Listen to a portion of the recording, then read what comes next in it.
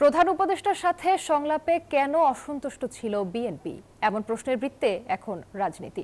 বিএনপির সিনিয়র নেতারা বলছেন, নির্বাচনের সুনির্দিষ্ট রোডম্যাপ না থাকায় খানিকটা হতাশ করেছে বিএনপিকে। একই সঙ্গে তারা বলেছেন, অন্তর্বর্তী সরকার দীর্ঘ সময় থাকলে গ্রহণযোগ্যতা হারাবে পশ্চিমা দেশগুলোর, দূরত্ব বাড়বে অংশীজনদের সাথেও। মারুফা রহমানের রিপোর্ট। ডিসেম্বরের মধ্যেই নির্বাচন ও এটিই তাদের সময়সীমা। বুধবার প্রধান উপদেষ্টার সাথে সংলাপে এমন বার্তা নিয়ে যায় বিএনপি।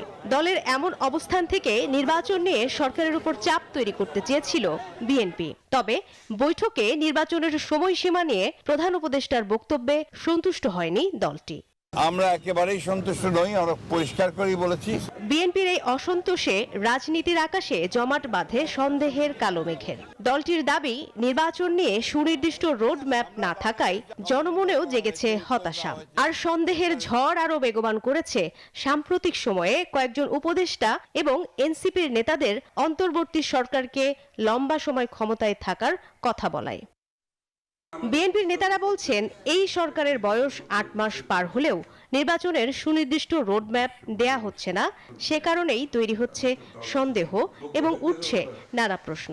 রোডম্যাপ দিলে সেখান থেকে ব্যাকওয়ার্ড যে কাজগুলো করতে হয়, সব কাজগুলো সম্পাদনের জন্য যত স্টেক হোল্ডার আছে সবাই প্রস্তুত থাকে এবং তারা তাদের কাজগুলো করতে পারে, তারা তাদের কর্মসূচি নির্ধারণ করতে পারে। এটা সরকারের জন্য ভালো, দেশের জন্য ভালো।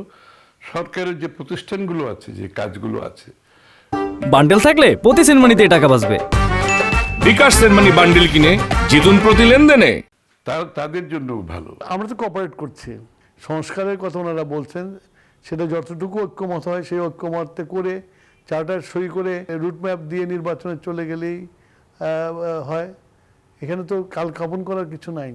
শেখ হাসিনার যে বিচার, সেটা নিয়ে বিদেশিরা তো অনেক সময় বলে যে এত টাইম লাগছে কেন, যেখানে ইউএন রিপোর্ট আছে যে সে হত্যা করেছে, তো সেটা শুরু করতে টাইম লাগে কেন, তাই সেটা চার্জশিট হয় না কেন এখনো। নীতি নির্ধারণী ফোরামের নেতারা মনে করছেন, অন্তর্বর্তী সরকার দীর্ঘ সময় থাকলে আন্তর্জাতিক সম্প্রদায়, বিশেষ করে পশ্চিমা দেশগুলোর কাছে গ্রহণযোগ্যতা হারাবে। একই সাথে দূরত্ব বাড়বে অংশীজনদের সাথেও। ভারত বাংলাদেশ সম্বন্ধে যেভাবে অপপ্রচার চালাচ্ছে, নানান রকমের কনফিউশনের সৃষ্টি হচ্ছে ইন্টারন্যাশনালি।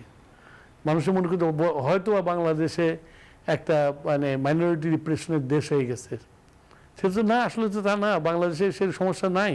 তো এই যে আস্তে আস্তে করে গভীর একটা সমস্যার সৃষ্টি করছে বৈদেশিক সম্পর্কে এবং ওয়েস্টার্ন ওয়ার্ল্ডের কাছে, কারণ western world very sensitive about the minority. সবাই যেহেতু মতামত দিয়েছে, ঐক্যমত কোথায় কোথায় হয়েছে, এটা তো নির্ধারণ করা খুবই সহজ ব্যাপার এখন। এবং তারপরে জাতীয় সনদ সই করতে না হয় আর 1 সপ্তাহ 2 সপ্তাহ লাগবে, এই তো। এরপরে নির্বাচনে বাধাটা কোথায়, যেখানে নির্বাচন কমিশন প্রস্তুত। এদিকে অন্তর্বর্তী সরকারের আইন উপদেষ্টা ডক্টর আসিফ নজরুল বলেছেন, নির্বাচনের বিষয়ে যে উপদেষ্টা যাই বলুক না কেন, প্রধান উপদেষ্টার কথাই চূড়ান্ত। নির্বাচনের 2 মাস আগে রোডম্যাপের ঘোষণা করা হবে বলেও জানান তিনি। সংস্কারের ব্যাপারে অত্যন্ত আন্তরিক। মারুফা রহমান, নিউজ 24, ঢাকা।